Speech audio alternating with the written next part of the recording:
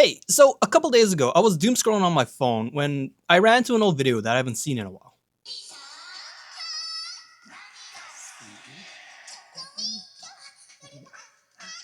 And that's when it happened. You know, when the algorithm just remembers what type of person you are. Because out of nowhere, my feed turned into the greatest hits of videos that I've watched in the past year.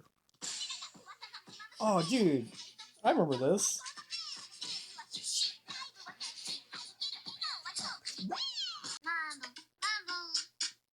Oh,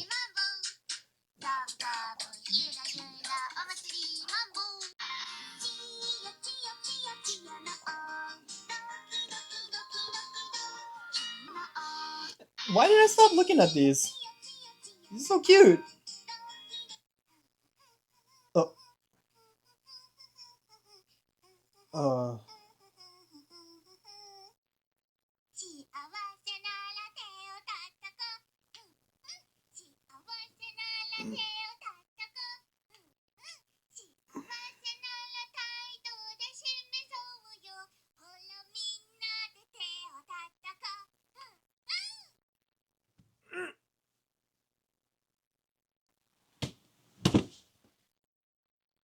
why is she so cute? And as I was on the floor, I realized something. Anime didn't make these characters cute, they engineered the feeling.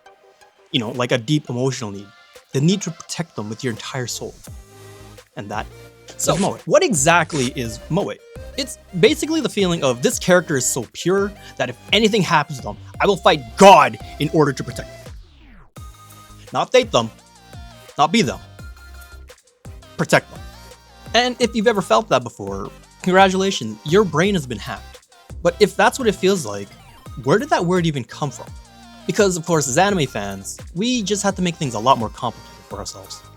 Now, Moe doesn't exactly have a clean origin, because as anime fans, we refuse to do anything normally.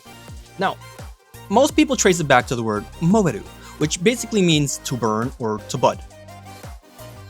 I think it might be the second one.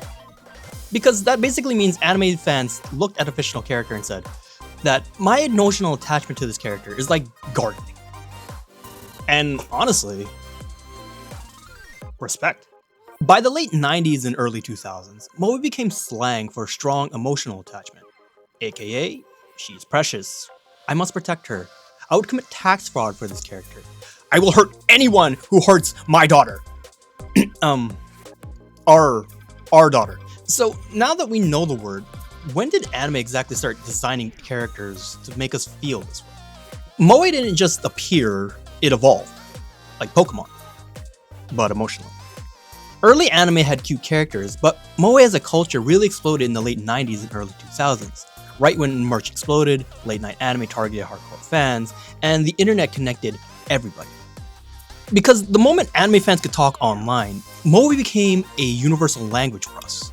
Now, who were some early examples of this? Clarice from the Castle of Cagliostro was an early adapter of Protect at All Costs energy. Lum from Urusei Yatsura was a major influence on early fan attachment, and Hotaru Tomoe from Sailor Moon was one of the characters that helped spark Moe culture as a whole.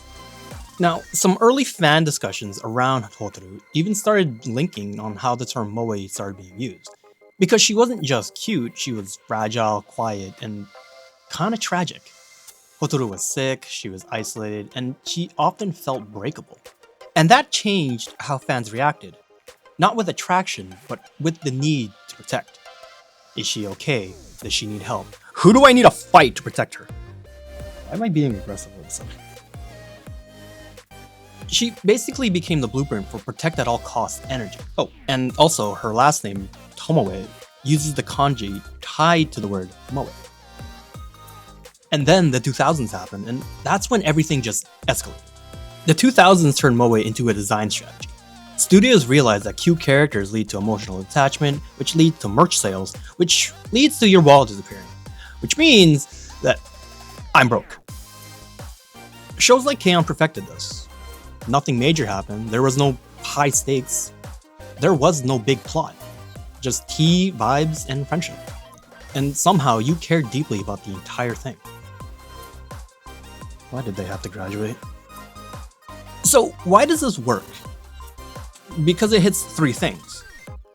protective instincts that they have on you, emotional bonding that you build with this character as you watch the series, as well as comfort viewing. It's basically comfort food, but instead of soup, it's a cute anime girl telling you "Gambare" as she tries to cheer you on. And at some point you realize something. The longer that you watch anime, there are two types of moe fans. One, the people who just get into it, and number two, the people who have watched K-On! For over 20 times. And the scary part is, you don't notice when you become the second one. Now, when is moe used well? The best anime don't use moe to show your character cute, they use it to make you care. Moe builds attachment. It gives you small, soft moments. You know, the kind where nothing big happens, but you're just smiling anyway. And once you're attached, that's when the story hits you. Because now, when something goes wrong, it hurts. That's the trick. Moe is contrast. The softer the setup, the harder the payoff hits. But sometimes moe just doesn't do that. Sometimes it's all moe. There is no emotional damage, there's no plot twist, just vibes. And honestly, that works too. Because not every show is trying to destroy you. Some just want you to relax, hang out with the characters, make you feel good for 20 minutes. But when the show does mix both, they know exactly what they're doing. They give you a sweet, shy character, and you start to get attached. And then, the trauma hits. I'm looking at you, Clannad. So yeah, moe isn't just cute girls.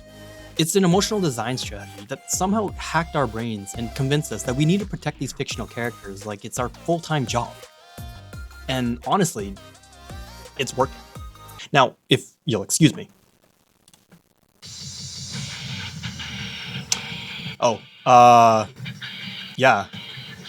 Thanks for watching.